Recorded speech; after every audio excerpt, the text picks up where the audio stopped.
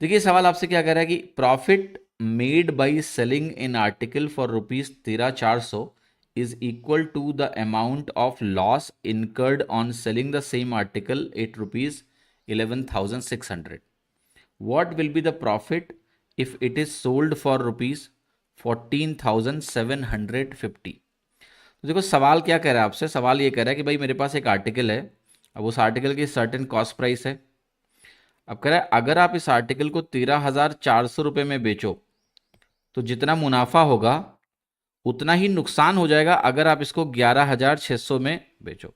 अब अगर आप थोड़ा सा देर के लिए ना प्रॉफिट को ऐसे समझो, भाई सीपी और एसपी का जो अंतर होता है वो अगर देखें ध्यान से, एसपी बड़ा हो सीपी से तो इसको प्रॉफिट बोलते हैं, एसपी अगर सीपी से छोटा हो तो यही चीज लॉस होती है।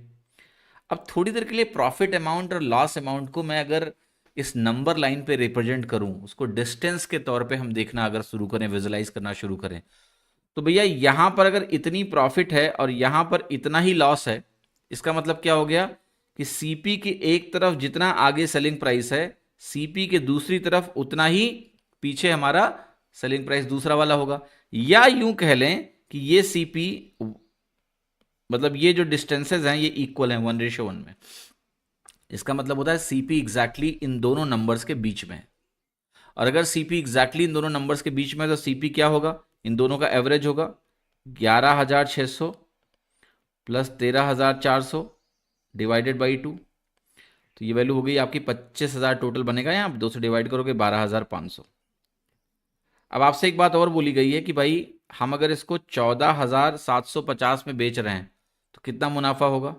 12,500 को अगर 14,750 में बेच रहे हैं तो मुनाफा होगा 2,250 रुपए का। तो ये आंसर हो गया डी। लेकिन हो सकता है आपके एग्जाम में ये पूछे कि बताओ परसेंटेज मुनाफा कितना होगा इसी सवाल में। तो परसेंटेज कैसे जल्दी से निकालोगे ये मैं सिखाता हूं, आर्ट ऑफ कैलकुलेशन में आ जाते हैं। जल्दी से कैसे निकालोगे परसेंटेज, तो दो तरीके हैं। देखो आप कहोगे इस, ये तो हमारा बेस है, इसके ऊपर हमें परसेंटेज कैलकुलेट करना है, तो इसका 1% कितना होगा, आप कहोगे 125 होगा, है ना। ये 100% की वैल्यू है, 1% 125 हो गया, और ऊपर वैल्यू क्या है 2250। तो मुझे यही कैलकुलेशन करनी है और इस कैलकुलेशन से मेरा आंसर आ जाएगा। तो जरा इस कैलकुलेशन को सॉल्व करो। आप कहोगे सबसे पहले तो 25 से काटते हैं, 25 पंचे 125 होगा, बिल्कुल सही बात है। 25 नवैया 225 होगा, ये भी बात बिल्कुल सही है। तो ये वैल्यू हो गई 90। तो क्या ये परसेंटेज हो गया आपका 18%? यस, 18% आपका परसेंटेज में आंसर होगा इस केस में। ओके, इवन आप 125 का पहाड़ा भी पढ़ सकते थे।